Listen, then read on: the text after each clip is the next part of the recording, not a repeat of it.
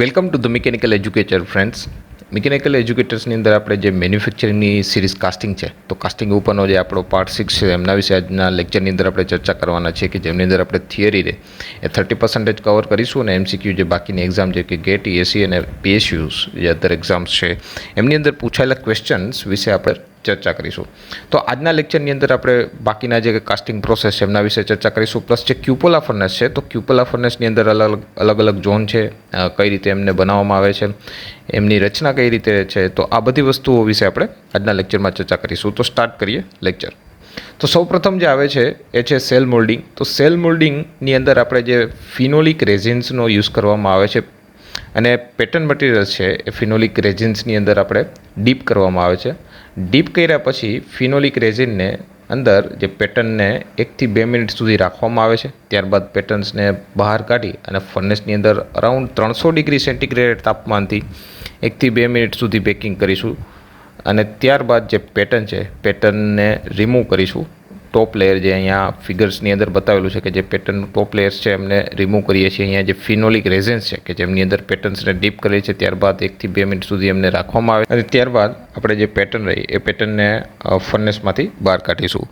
અહીંયા આ પ્રકારની જે સેલ મોલ્ડિંગ છે એ જનરલી સિલિન્ડર છે, સિલિન્ડરના હેડ છે, એસી એન્જિન માટે જે આપણે યુઝ કરીએ છીએ, ક્રેન્કશાફ્ટ છે, ગિયર બ્લેન્ક છે, એન્જિનના અમુક જે વાલ્વ છે એ વાલ્વ્સ બનાવવા માટે થઈ અને આપણે સેલ મોલ્ડિંગનો ઉપયોગ કરીએ છીએ.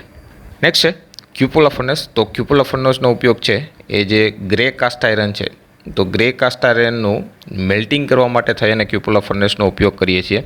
અહીંયા એમની અલગ અલગ પ્રકારની જે ઝોન આવેલી હોય છે તો એમના વિશે ચર્ચા કરીશું અને કઈ રીતે એમનું કન્સ્ટ્રક્શન કરવામાં આવે છે એમના વિશે આપણે ચર્ચા કરીશું. તો સૌપ્રથમ છે એ જે બહારની સાઈડ સ્ટીલનું સેલ બનાવવામાં આવે છે કે જે ડાયામીટરની અંદર અથવા તો શેપની અંદર છે એ સિલિન્ડ્રિકલ ટાઈપ હશે. તો સ્ટીલ સેલનું બનેલું હશે ને અંદરની સાઈડ છે રિફ્રેક્ટરી બ્રિક્સ છે કે જે હાઈ ટેમ્પરેચર સસ્ટેન કરી શકે છે, કારણ કે જે ગ્રે કાસ્ટ આયરન રહ્યું અરાઉન્ડ 1400થી લઈ અને 1600 ડિગ્રી તાપમાન સુધી, 1600 ડિગ્રી સેન્ટીગ્રેડ તાપમાને મેલ્ટિંગ થતું હોય છે. તો એટલું તાપમાન એચીવ કરવા માટે થઈ અને અંદરની સાઈડ રિફ્રેક્ટરી બ્રિક્સ પ્લસ ક્લેનું જે પણ લેયર રહ્યું એ લગાવવામાં આવે છે કે જેથી કરીને હાઈ ટેમ્પરેચર રહ્યું એ સસ્ટેન કરી શકે છે.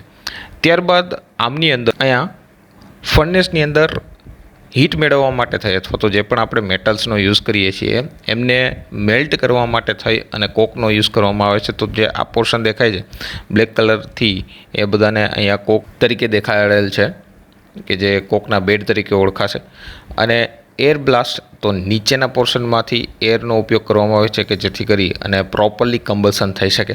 અહીંયા 2 એર્સ આપેલા છે કે જે એર રહી એ એર ડાયરેક્ટલી જે કોકના બેડ છે ત્યાં સુધી સપ્લાય કરશે. તો 2 એર્સનો યુઝ છે એ જે કોક બેડ સુધી એરને પહોંચાડવાનું કામ કરશે. આ જે પોર્શન સૌથી નીચે દેખાય છે કે જે ઝોનને આપણે વેલ તરીકે ઓળખીએ છીએ, તેમાંથી જે પણ આપણું મેલ્ટિંગ મટીરિયલ છે કે જે મેલ્ટ થઈને આવશે અને લિક્વિડની અંદર કન્વર્ટ થઈ ગયું હશે, લિક્વિડ ફોર્મની અંદર કન્વર્ઝન થઈ ગયું છે, એમને આપણે અહીંયા વેલવાળા પોર્શનમાંથી બહાર કાઢી લેવામાં આવે છે. તો હવે અલગ અલગ ઝોન વિશે સૌપ્રથમ સમજતા જઈએ તો મેલ્ટિંગ ઝોનથી અપરનો જેટલો પણ પાર્ટ છે તો આ જે પોર્શન દેખાય છે એને ચીમની તરીકે ઓળખવામાં આવે છે અને તમને બધાને ખ્યાલ છે કે ચીમનીનું શું કામ હોય છે. તો જે સ્ટેક ઝોન છે કે જેમની અંદર બાકીના જે ગેસીસ રહ્યા એ ગેસીસ ટ્રેપ થાય છે અને એમને બહારના વાતાવરણ સુધી લઈ જવા માટે ચીમનીનો ઉપયોગ કરવામાં આવે છે કે જેથી કરી અને નીચેની જગ્યાએ અથવા તો આની આજુબાજુના પોર્શનમાં જે પણ વ્યક્તિઓ કામ કરે છે એ જે ગેસીસ જનરેટ થશે due to the combustion of the coke, તો એમના કારણે થયેલા જે પણ ગેસીસની અસર એ લોકોને ના થાય એટલા માટે થઈ અને ચીમનીનો ઉપયોગ જે રહ્યો એ થોડીક હાઇટ સુધી કરવામાં આવે છે, મતલબ કે આમની ઊંચાઈ સુધી રાખવામાં આવે છે ચીમનીને અને પછી એમને વાતાવરણની અંદર બહાર કાઢવામાં આવે છે.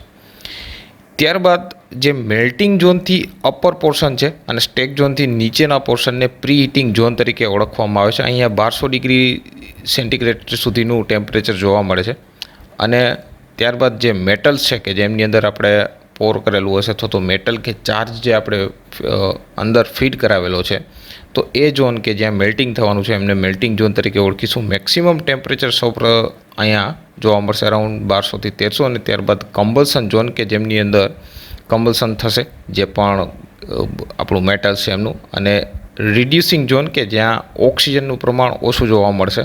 તો અહીંયા જે કાર્બન ડાયોક્સાઇડ વાયુ છે એમાંથી રિડ્યુસિંગ થઈ અને કાર્બન મોનોક્સાઇડ વાયુમાં કન્વર્ઝન થવા મળશે. કારણ કે આ પ્રકારના જે વાયુઓ છે એ કોક જ્યારે કમ્બલ્સન થશે ત્યારે એમની અંદર આ પ્રકારના વાયુઓનું ફોર્મેશન થતું જોવા મળે છે. સૌથી નીચેના પોર્શનમાં અહીંયા જે સ્ટીલ્સના બેડ આપેલા હોય છે. નેક્સ્ટ છે જે અલગ અલગ એસેસરી જે કાસ્ટિંગ સિસ્ટમની અંદર યુઝ થાય છે. તો એમ છે સૌપ્રથમ સ્ટ્રેનર કે જે ઇમ્પ્યુરિટીઝ રિમૂવ કરવા માટે થઈને ટોપ સરફેસની અંદર જે સ્પ્રૂની અંદરની જે ઇમ્પ્યુરિટીઝ છે એ રિમૂવ કરવા માટે થઈ અને જે સ્ટ્રેનર છે એનો આપણે ઉપયોગ કરીએ છીએ કે જે સિરામિક મટીરિયલનું બનેલું હશે ને એમની અંદર હાઈ પોરોસિટી હશે. તો જે પણ ઇમ્પ્યુરિટીઝ છે તો એમની અંદર એ ટ્રેપ થઈ જશે અને જેથી કરી એને કાસ્ટિંગ એવું આપણે સાઉન્ડ બનાવી શકીએ છીએ. નેક્સ્ટ છે સ્પ્લેશ કોર કે જે સૌથી એન્ડની અંદર તો બોટમમાં પ્રોવાઈડ કરેલી હશે સ્પ્રૂના બોટમની અંદર કે જેથી સેન્ડ ઇરોઝન છે કે જ્યારે પણ આપણે મોલ્ટન મેટલ્સને કોઈ હાઇટેથી આપણે પોર કરીશું તો એના કારણે જે પણ રેતી છે અથવા તો યુ કેન સે ધી સેન્ડ ઇરોઝન કે જ્યારે પણ કોર્નરવાળા સેક્શનમાંથી પસાર થશે તો એ સેન્ડ ઇરોઝન રહ્યું એને અટકાવવા માટે કે પોતાની સાથે રેતી લઈ જશે તો એને જેને સેન્ડ ઇરોઝન કહેવામાં આવે છે જે પણ મોલ્ટન મેટલ રહ્યું તો એ સેન્ડ ઇરોઝનને અટકાવવા માટે થઈ અને આપણે સ્પ્લેશ કોરનો ઉપયોગ કરીએ છીએ કે જે સ્પ્રૂના બોટમની અંદર પ્રોવાઈડ કરેલો છે.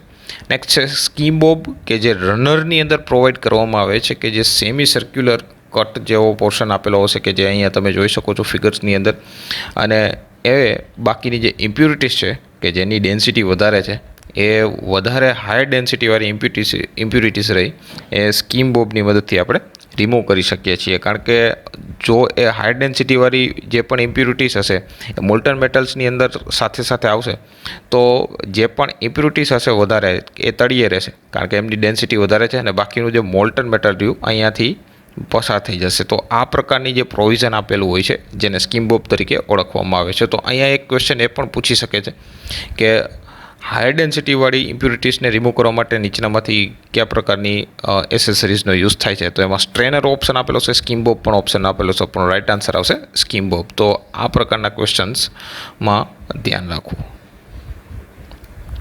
નેક્સ્ટ છે ગેટિંગ સિસ્ટમ. તો બે ટાઈપની ગેટિંગ સિસ્ટમ આપણે જોઈએ છીએ કે જેની મદદથી આપણે જે પણ મોલ્ડ રહ્યો આપણો મોલ્ડની કેવિટી સુધી આપણે જે પણ મોલ્ટન મેટલ છે મોલ્ટન મેટલ એના થ્રુ પહોંચાડીએ છીએ કે જેને ગેટ સિસ્ટમ તરીકે ઓળખવામાં આવે છે. અહીંયા બે પ્રકારની સિસ્ટમના ડિફરન્સ મેં ડાયરેક્ટલી તમને પ્રોવાઈડ કરેલા છે કે જેમાં ટોપ ગેટિંગ સિસ્ટમ અને બોટમ ગેટિંગ સિસ્ટમનો આપણે યુઝ કરીએ છીએ.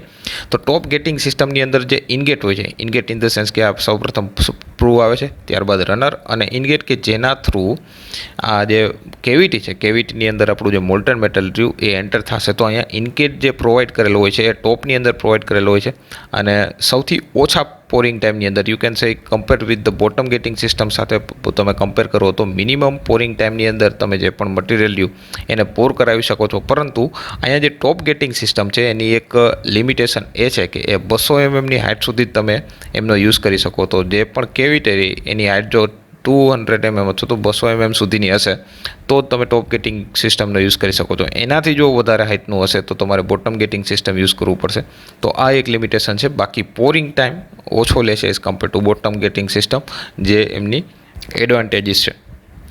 ઇનગેટ is provided the bottom of the casting cavity. તો આ પ્રકારની જે બોટમ ગેટિંગ સિસ્ટમ છે એમાં કાસ્ટિંગના કેવિટીના એન્ડની અંદર ઇનગેટ પ્રોવાઈડ કરેલો હોય છે અને પોરિંગ ટાઈમ આનો હાયર છે as compare to the top gating system. અને આ પ્રકારનું જે પણ બોટમ ગેટિંગ સિસ્ટમ છે એમનો મેઇન એડવાન્ટેજીસ એ છે કે ઇનગેટ સૌથી બોટમમાં પ્રોવાઈડ કરેલો છે એટલા માટે થઈને જે સેન્ડ ઇરોઝન થશે એ બોટમ ગેટિંગ સિસ્ટમની અંદર જોવા નથી મળતું. So it's kind of the advantages of the bottom gating system.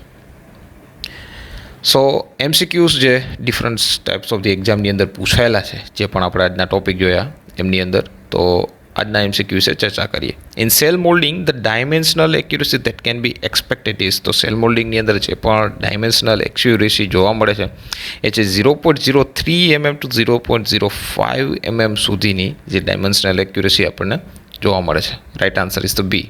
Next in centrifugal casting the impurities are. તો સેન્ટ્રીફ્યુગલ કાસ્ટિંગની અંદર જે પણ ઇમ્પ્યુરિટીઝ જોવા મળે છે એ યુનિફોર્મલી ડિસ્ટ્રીબ્યુટ થયેલી જોવા મળે છે. Force towards the outer surface તરફ બહારની સાઈડ નીકળતી જોવા મળશે. Trap near the mean radius પાસે ફસાયેલી જોવા મળશે કે collected at the centre of the casting. તો right answer is the collected at the centre of the casting. કારણ જે પણ મોલ્ટન મેટલ હશે એ મોલ્ટન મેટલ ઉપર લાગતા સેન્ટ્રીફ્યુગલ ફોર્સને કારણે એ આઉટર સરફેસ સુધી જશે અને વચ્ચેના પોર્શનની અંદર જે પણ આપણી ઇમ્પ્યુરિટીઝ રહી એ ઇમ્પ્યુરિટીઝ ટ્રેપ થઈ જશે. So collected at the centre of the casting is the right answer D. Match list 1 કે જેમની અંદર પ્રોસેસ આપેલી છે એન્ડ ધી વિથ 2 કે જેમની અંદર પ્રોડક્ટ અથવા તો એમના અંદર યુઝ થતા રો મટીરિયલ્સ આપેલું છે. તો એમાંથી જે પણ મેચ થતો કરેક્ટ આન્સર છે એ તમે સિલેક્ટ કરો. તો સૌપ્રથમ આવે છે ડાયકાસ્ટિંગ. તો ડાયકાસ્ટિંગની અંદર ફિલ્મ પોલિમર યુઝ થાય છે નહીં. સીઆઈ પાઇપ્સ આપણે ડાયકાસ્ટિંગની મદદથી બનાવી શકીએ. તો લોંગ પોર્શન જે ડાયકાસ્ટિંગની મદદથી બનાવી નથી શકતા, પરંતુ જે નોન ફેરસ અલોયસ છે એમના માટે થઈ અને આપણે ડાયકાસ્ટિંગ યુઝ કરીએ છીએ, જેમ કે એલ્યુમિનિયમ છે, બરાબર છે. તો આ પ્રકારની જે પણ પ્રોડક્ટ્સ રહી એ મટીરિયલ છે, યુ કેન સે ધી એલ્યુમિનિયમ્સ, તો જે નોન ફેરસ અલોઈસ છે એમના કાસ્ટિંગ માટે થઈને આપણે ડાયકાસ્ટિંગનો ઉપયોગ કરીએ છીએ. નેક્સ્ટ છે સેલ મોલ્ડિંગ. તો આપણે અગાઉ જ જોયું કે સેલ મોલ્ડિંગની અંદર આપણે ફિનોલ ફોર્માલ્ડિહાઇડનો યુઝ કરીએ છીએ. સો આમના માટે થશે 1. CO2 મોલ્ડિંગ તો જેની અંદર આપણે નેક્સ્ટ પ્રીવિયસ લેક્ચરની અંદર આપણે જોયું હતું કે CO2 મોલ્ડિંગનો અંદર શેના માટે યુઝ થાય છે. તો જે સોડિયમ સિલિકેટ કે જે CO2 મોલ્ડિંગની અંદર આપણે CO2 ગેસીસ પ્લસ સિલિકા જેલનો યુઝ કરીએ છીએ કે જે સોડિયમ સિલિકેટ ફોર્મેશન કરશે. તો એને CO2 મોલ્ડિંગની અંદર સોડિયમ સિલિકેટ રાઇટ આન્સર આવશે. અને બાકી બધું સેન્ટ્રીફ્યુગલ કાસ્ટિંગ તો જેમની અંદર સીઆઈ પાઇપ્સનો યુઝ કરીએ છીએ. તો આમની અંદર જે મેચ થાય છે તો એ સાથે 3, બી સાથે 1, એ સાથે 3, બી સાથે 1, આ પણ 3 અને 1નો યુઝ કરેલો છે અહીંયા. CO2 મોલ્ડિંગની અંદર આવશે 4, CO2 મોલ્ડિંગ 4, તો સી સાથે 4. સો રાઇટ આન્સર આનો આવશે A. A is the right answer. Next consider the following statement with regard the feeding system. તો ફીડિંગ સિસ્ટમ સાથે આપેલા જે પણ સ્ટેટમેન્ટ છે એ તમે નીચેનામાંથી ક્યાં રાઇટ આન્સર છે અથવા તો ક્યાં કરેક્ટ સ્ટેટમેન્ટ છે એ સિલેક્ટ કરવાના છે. તો જે ફીડર આપેલું હોય છે it should be thermally adequate. Next છે the feeder should be volumetrically adequate and the feeder should have adequate feeding range, કે ફીડિંગ પ્રોપરલી કરાવી શકવું જોઈએ અથવા તો જે પણ મેલ્ટર રહ્યું એ પ્રોપરલી કેવિટી સુધી પહોંચી શકવું જોઈએ. તો રાઇટ આન્સર આનો આવે છે ડી 1, 2, 3. ત્રણે જે પણ ફીડર સિસ્ટમ સાથે આપેલા સ્ટેટમેન્ટ છે એ કરેક્ટ છે. Which force is acting on the core when the metal is poured into the mould cavity. આની પણ ચર્ચા જ્યારે આપણે કોર મોલ્ડિંગ વિશે વાત કરતા હતા અથવા તો કોર મેકિંગ વિશે વાત કરી હતી ત્યારે કરી ગયા છીએ. તો જો તમે એ પ્રીવિયસ લેક્ચર ન જોયો હોય તો તમે એ પ્રીવિયસ લેક્ચર જોઈ શકો છો અમારા પ્લેલિસ્ટમાંથી. સો આમનો જે રાઇટ આન્સર આવશે કે જ્યારે પણ કોર રહી એ કોરને આપણે મોલ્ડની અંદર પુટ આઉટ કરેલી હશે ત્યારે મોલ્ટન મેટલ્સ આપણે એમની અંદર પોર કરીશું તો એ મોલ્ટન મેટલ દ્વારા જે અપવર્ડ સાઇડ ફોર્સ લાગુ પડે છે કે જેને આપણે બોયન્સી ફોર્સ તરીકે ઓળખીએ છીએ, જે ફ્લુઇડ મિક્સની અંદર આપણે જોઈ ગયા છીએ. So right answer is the C, buoyancy. The firing of a cupola is started. તો ફાયરિંગ ક્યારથી શરૂઆત કરવું જોઈએ એમની અંદર અહીંયા નીચે આપેલા ટાઈમમાંથી જોઈ શકો છો. તો એ છે 2.5 to 3 hours before the first metal is stepped. જ્યારે તમે ફર્સ્ટ મેટલ રહ્યું એ મેલ્ટિંગ ઝોનની અંદર પ્રોવાઈડ કરી દીધું હોય એના 2.5 થી 3 કલાક પહેલાં, જેથી કરીને પ્રોપર જે ટેમ્પરેચર રહ્યું એ ટેમ્પરેચર અટેન્ડ કરી શકાય.